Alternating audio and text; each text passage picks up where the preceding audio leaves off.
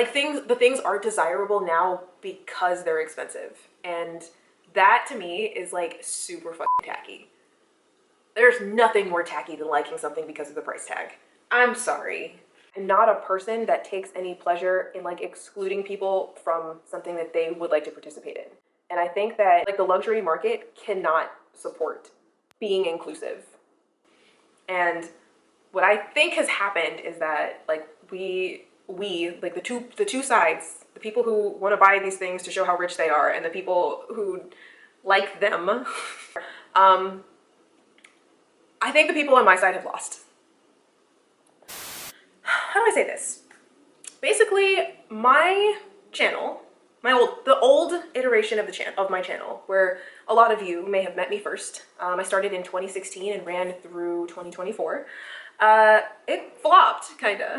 And I kind of want to chew on that today. I'm sort of thinking of this as like an autopsy for my channel, or like a post-mortem, because I know I'm definitely not going to be going back to that type of content. So like, I think that KW Shops as a channel is dead. Now we are KW Shopped past tense, and who knows what it will be in the future. But this year I am reflecting on my relationship with consumerism. And for any of you who are new here or are not aware, I worked in the luxury resale industry for 10 years, and I brought all the things that I had learned after not really being knowledgeable about the industry. Basically starting from zero, I learned the industry in depth and brought my information, perspectives, insights, and advice to YouTube for, you know, an audience of you guys to be able to make more informed choices, basically. And here today, I'm gonna chew on why I think the concept of my channel, while I'm really proud of it, like it didn't work, and there was something like really fundamental. There was like a fundamental misunderstanding I had about the industry that like I didn't want to accept for a really, really long time. So yeah, that's where we're at today. Subscribe if you haven't already, and let's get started. I think I might have entirely misread the situation of the luxury market. I think that I was being oblivious to some of the reasons why people participate in this industry. And I think that I looked the other way with a lot of the why people buy these things. And that is something that I have been wrestling and unpacking mentally, and I kind of want to spitball it with you guys here. So if you were with me through the old channel, definitely comment and say hi. Please let me know if you have any of these thoughts, because part of me is thinking that like maybe the industry changed. The other part is like maybe I've grown up, right? And the other part is like maybe it's somewhere in between. So let me know what you guys think. Like, what was if you did shop luxury and designer and specifically resale, like let me know like what brought you to this area of consumption, because I want to try and figure out like how delusional I actually was for the past 10 years. So as I mentioned a second ago, I started my YouTube channel 2 years after being in the industry, having known little to nothing about luxury at like a deep level. Like, I mean, this was 2014 when I was about 23. No, I was 23 years old when I started. And like beyond like Carrie Bradshaw and, you know, seeing designer stuff on like rap videos, I didn't really like know, I didn't really have like actual knowledge about the things. I didn't aspire towards shopping luxury. Like interacting with people every single day and noticing that there was like a disconnect between like people's experience of the products, of the resale process, and of reality. The reason why I wasn't into luxury prior to like getting into the industry was that like I didn't think it was attainable, right? I didn't think badly about it. I just kind of assumed that like things were going to be like way too expensive and more expensive than I was reasonably going to be able to afford. And I just kind of like reconciled that fact, made my peace with it, shook hands, and like moved on about my life, buying Zara, shopping a Zara sale, buying Forever 21 crap, H&M, and thrifting.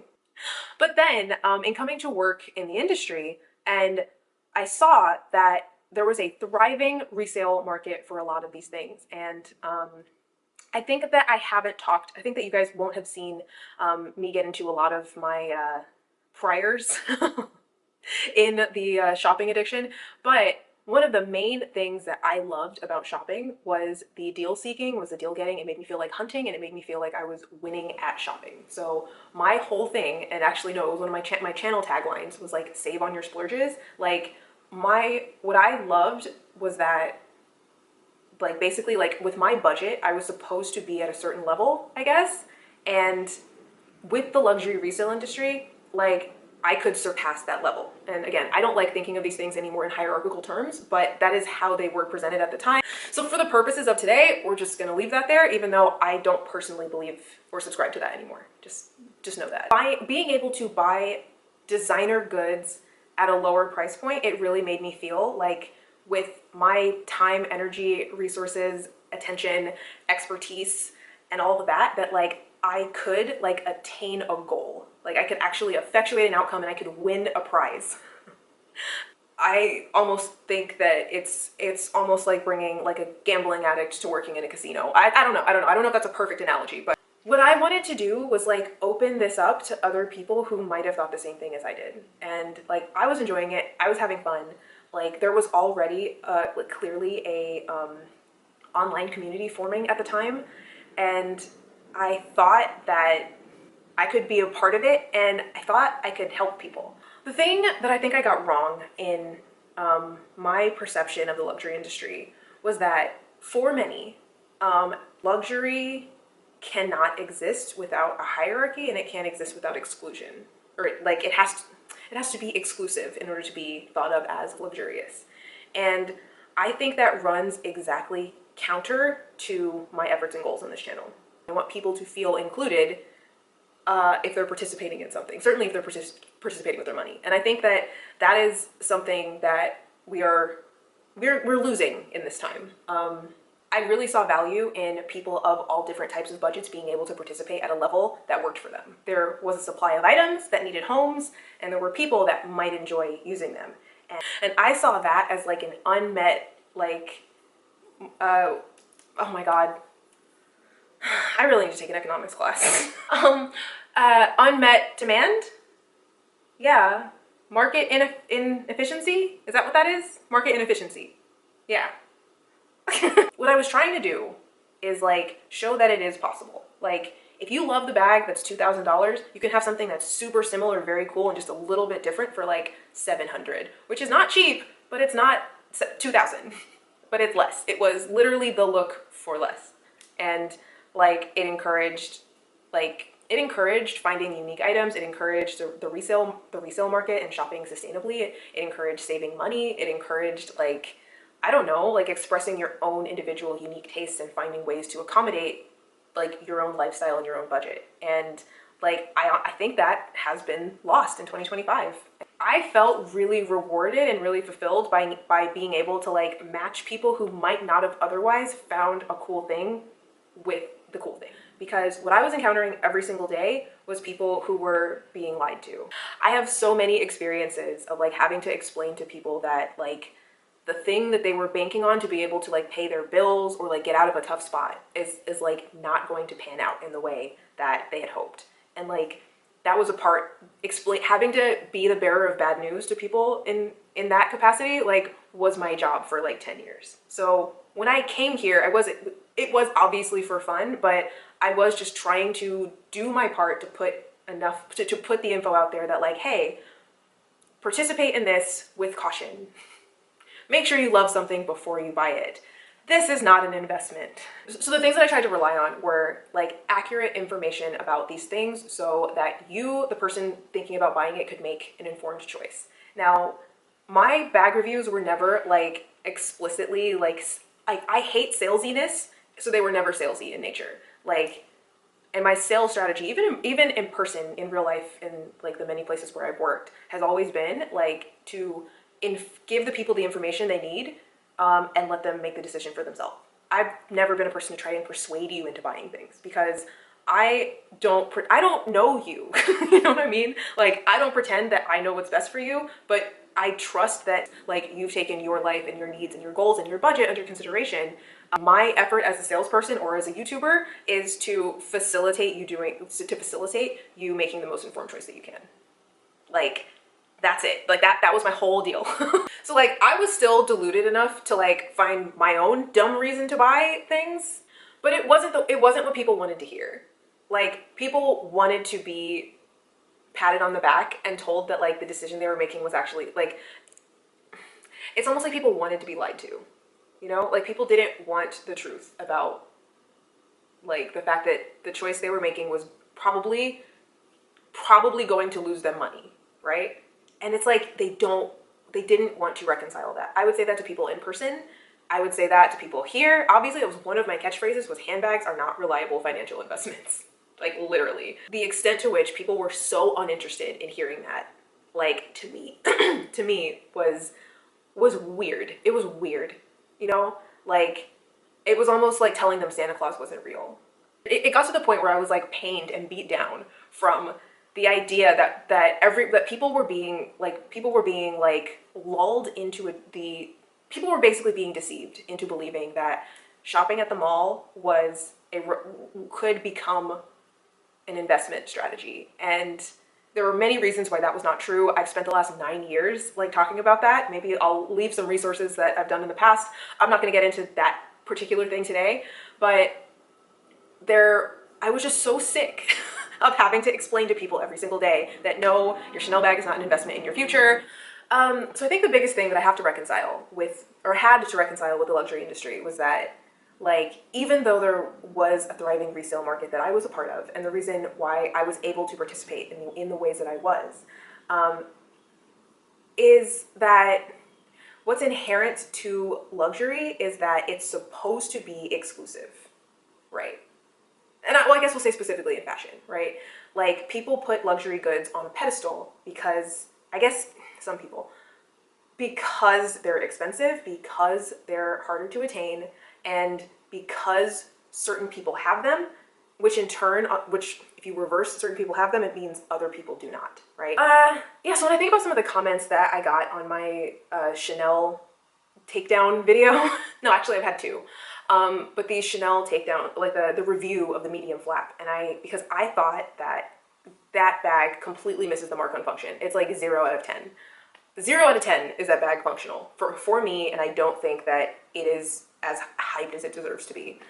But yeah, all of the many features that bag has in the design are not really useful or functional when you actually would want to go to use them. Like they have like what I'm gonna pull the exact quote from the video here. Clasp that shut. So once again, it's designed, it exists, it's there, but doesn't actually have a practical use. Other brands, other bags even under the Chanel house, very commonly use magnets for this sort of situation. I think the only way to not have that warp the inside wall of the bag is by not using it, and that's kind of the theme in all of these features, that it's going to look terrible if you actually use them. Therefore, I contend that it's not designed particularly well. I think that a lot of these goods like are intended to just be aspirational. Like, and I think that people maybe want to be aspired to. People want to have things to aspire to. When I noticed that like in that time, because I still hadn't like gotten it yet, in that time, like people were sharing that like they were just carrying the bag to carry the bag. I sincerely, it is not my intention to offend or make anyone feel bad. But like my relationship to these things has to be grounded in reality. And the reality with some of these things is that they're not useful for the purpose that I was told they're supposed to serve. And like, maybe there's like something I'm not getting. Maybe there is like I really do believe that there is a worldview and there is an ideology that like associates virtue with wealth that I was just never clued in on. And once again, we're back to the items like not existing in real life. And like once you tell people about the actual fact of the item, like then all of a sudden it's not a part of their nostalgic picture anymore. And so like, for example, what I could not wrap my mind around at the time was that a lot of the comments and a lot of people's reaction to that was that buying it isn't actually about the bag. And I was like, huh? What do you mean it's not about the bag? You buy the bag, it's $10,000. And how is it $10,000 and it's not about the bag? Like, what? Yeah, I think that I just really was missing why people were engaging in it. I think that, yeah, so when people are engaging and participating in these like branding exercises or trying to associate themselves with an idea or concept of a brand, like they're not thinking about like the measurements of the zipper opening. And that's what I was thinking about, right? I guess, yeah, like what I'm talking about is practicality, is function. And when you think about how people conceive of luxury, the ultimate thing, the ultimate like element of luxury, like especially when you talk, when you start thinking about like the theory of the leisure class and stuff, is that it's not luxurious if it is for a function.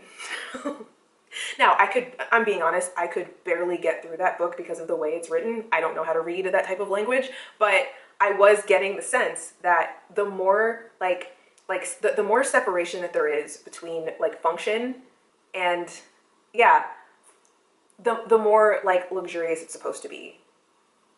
I hope I'm explaining this right. And I guess like that was kind of, I don't want to call it a tell, but like inherently I was not engaging with luxury in the right way. My two rules about do you like it, can you use it, like made function a bigger part of it than is supposed to be a part of the like luxury aspirational idea, right? I guess I didn't realize that more people than I understood were only watching because like they wanted to dream of something far off. They didn't want to actualize it. And that is just something that like I don't relate to that.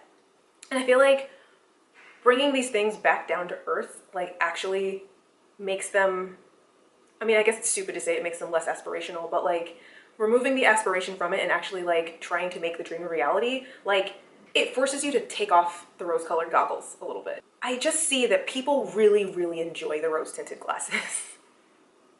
Right? Like I think there's some people out there that would rather have the rose tint and not have the thing. And I didn't understand that to some people what I was doing was wrong for them. I don't think what I was doing was wrong. I think I was trying to inform people. I was trying to, you know, help people make informed choices. But in doing so, like I took some of the veneer away, and people really cling onto the veneers. I try my best to live in reality. I'm not perfect by any stretch of the imagination. A lot of the exercise that I'm doing here in my no-buy is to like think critically about a lot of the preconceived notions that I've just, you know, whatever, executed without question. There is a lot of that in luxury. And I think that, yeah, like when you like take the blinders away from people, like it makes some people upset.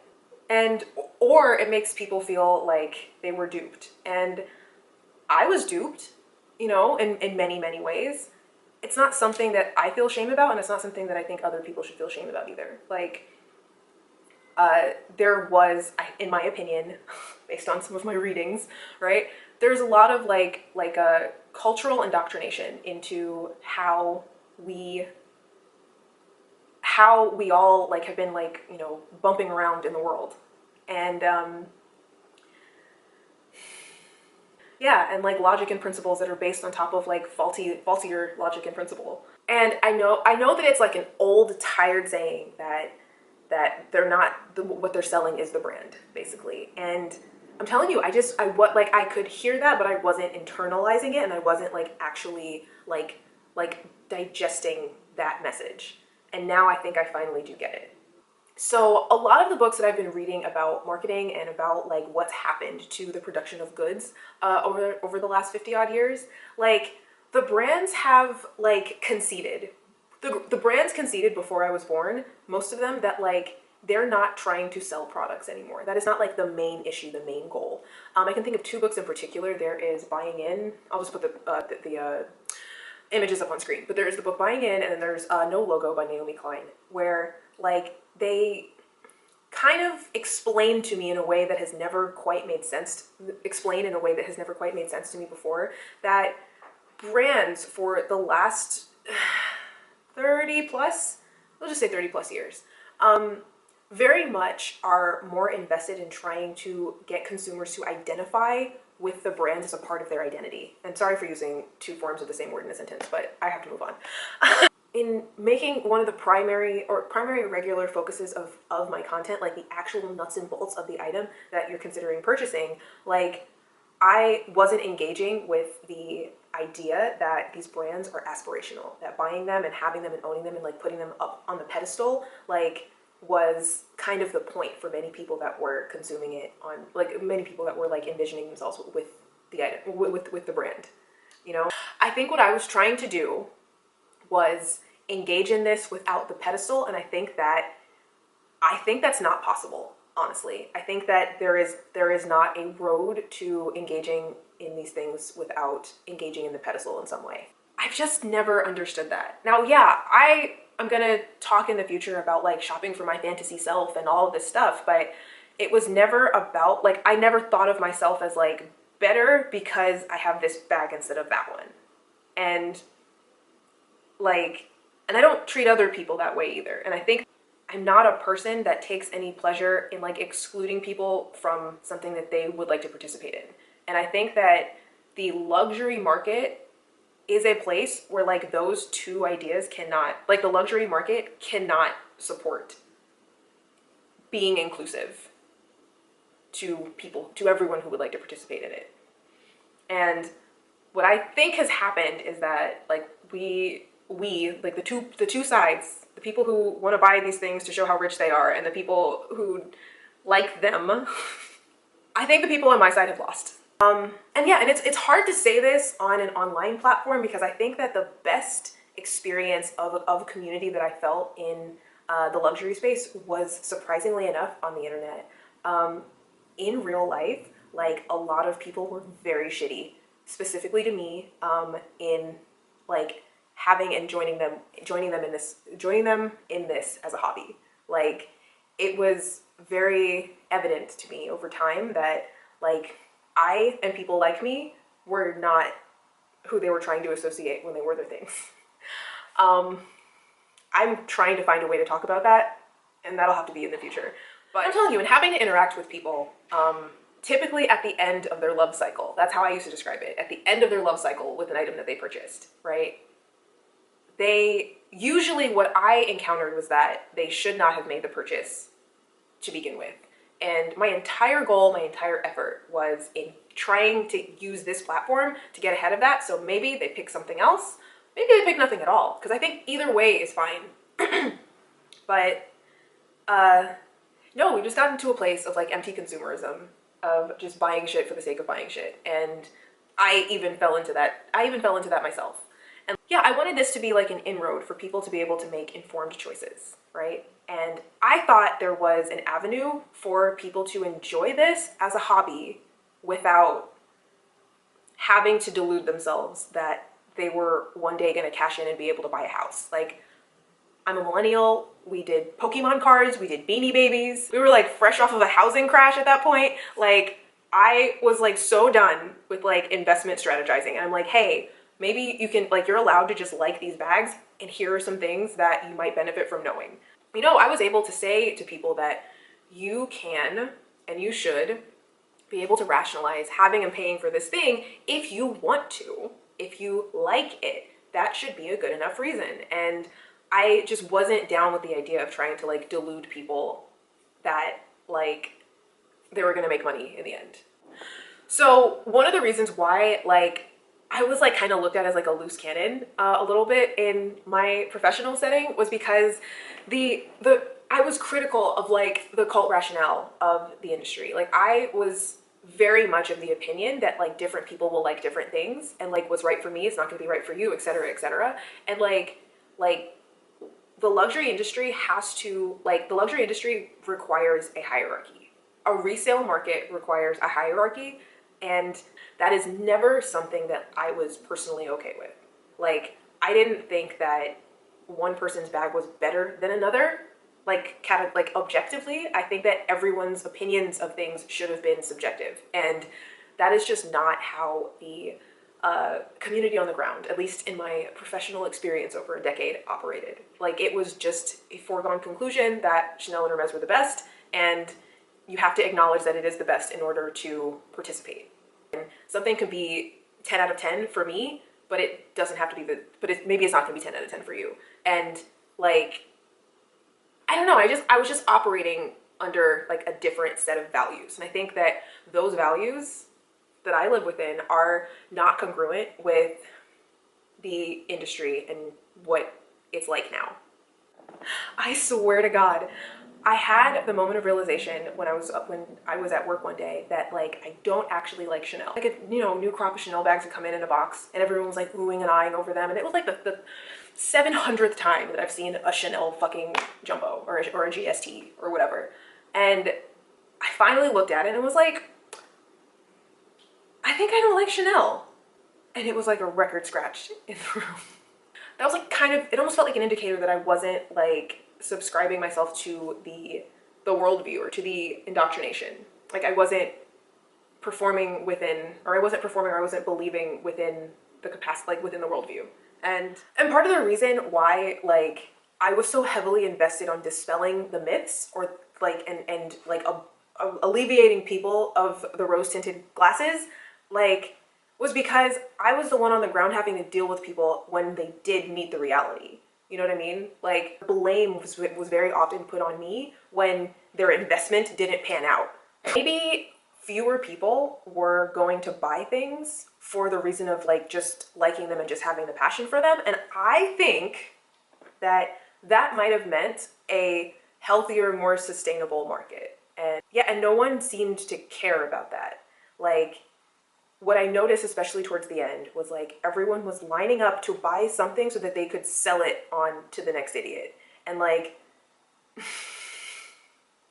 I'm pretty sure mentally pulled that quote from a documentary I watched about the 2008 housing crisis. So like, do with that what you will.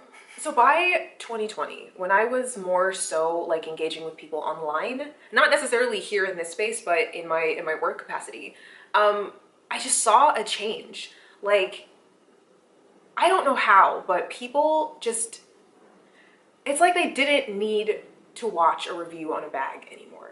And that was the part that threw me for the longest time. Like, how do you know you want something if you don't know if or how you'll be able to use it? Like, you haven't like how can you know that something is going to be worth $4,000 for you in your life if you haven't reconciled it with your needs, your wants, your taste, your lifestyle, your preferences?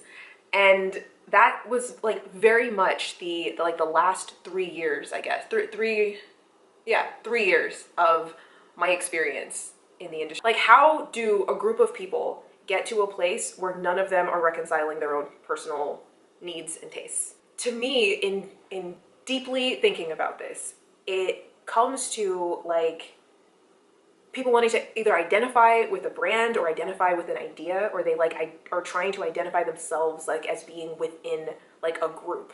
And that is honestly why I'm reading about cults and cult dynamics. It's really fascinating, and I can see a lot of my experience of being in the industry with like honestly, when I first got out of it, I hate to say, when I first got out of it, like when I would speak to people about how I had gotten out of it, like I felt like I had escaped from a cult. And I like, something told me to like look into that, and something told me to like read up on that. And like, the parallels are there. I don't quite have the words to explain that very well.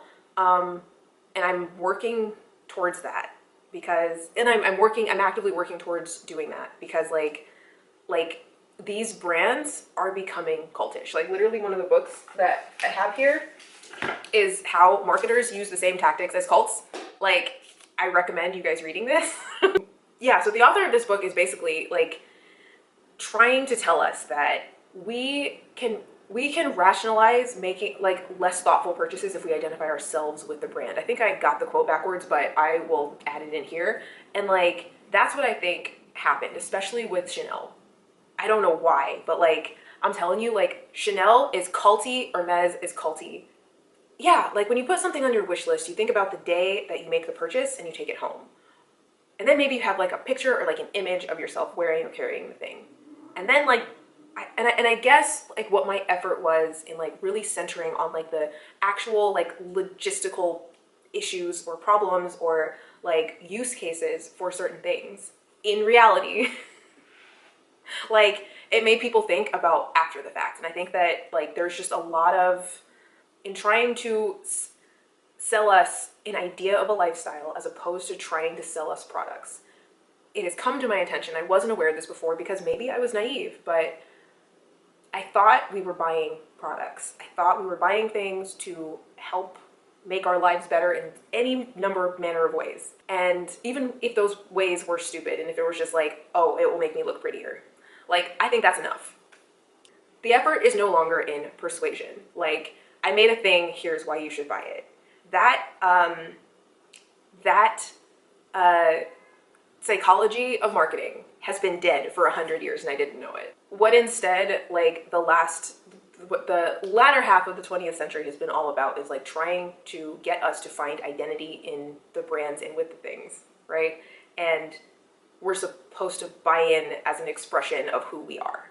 And I never made that connection as to like what exactly I was doing. And that is why like what I was trying to do here fell flat, because I misunderstood the objective. I thought I was selling purses to people who wanted to buy purses. I was focusing on the dimensions. I was focusing on like the weight, the color of the hardware, like the durability, that kind of shit. And after 2020, nobody gave a shit about that anymore. And I mean, I'm glad I finally got here, but into reassessing if I need anything at all. And this year I've decided I don't. But yeah, I'm concerned. I'm concerned because I think that this is an indication that a lot of the corporations are no longer, the corporations and the power centers of our society are not really in the business of trying to persuade us to be on their team. I thought we were running on a reciprocal arrangement, and every day that feels less and less to be the case. I'm finding a lot of comfort right now in reading about history because I'm trying to understand how we got to this place and doing things exactly as they're being done right now. Because like I'm just seeing so many patterns in like the way that like people are saying one thing over here and then like they're saying the same exact thing in like another place that you might not expect. And like I'm trying to get a historical context for how we got to this place. And what I find super interesting, and I don't want to scare or shock anyone, but like I just read a book about the Red Scare, and I also did the Consumers Republic that I talked about in my last video. And like what I'm describing in trying to give every effort into like give consumers accurate, up-to-date information for them to make informed choices, like is literally there are literally the history in like the Great Depression era, like the 1930s. People made a concerted effort to come together to make the buying experience of the things that they had to buy better, with information, with regulation, with standardization, with like all different types of things. But like those types of efforts on the part of consumers coming together in groups to make their own lives better, like that got denounced as communism. And it's like, of course, there are definitely other factors about like the nature of social media and like things being shocking, right? And things being shocking and people going to the extremes and like, you know, take a massive haul of $100,000. Like that's probably more interesting than like the dimensions of the zipper opening of a purse. I get that. But I made it my goal, my effort, and my responsibility to be honest with people so that they could decide on their own if this was going to be something for them. And it seems that nobody wants that.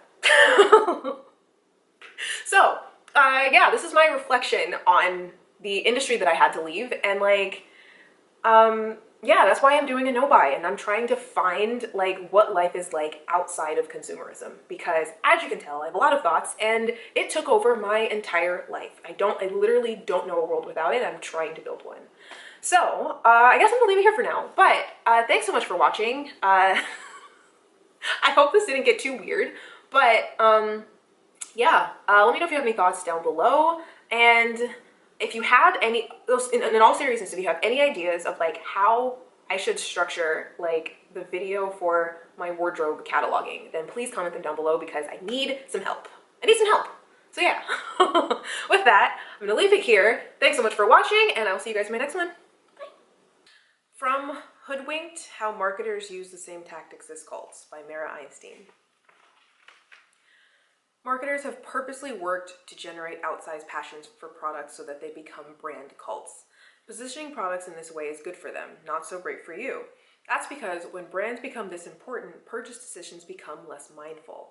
Aided by capitalism and long cultivated unachievable standards about how we should look, how much money we need to make, and what schools properly brand our intelligence, we have internalized our own systems of control, regulating what we eat and how little we sleep in order to compete in the rat race.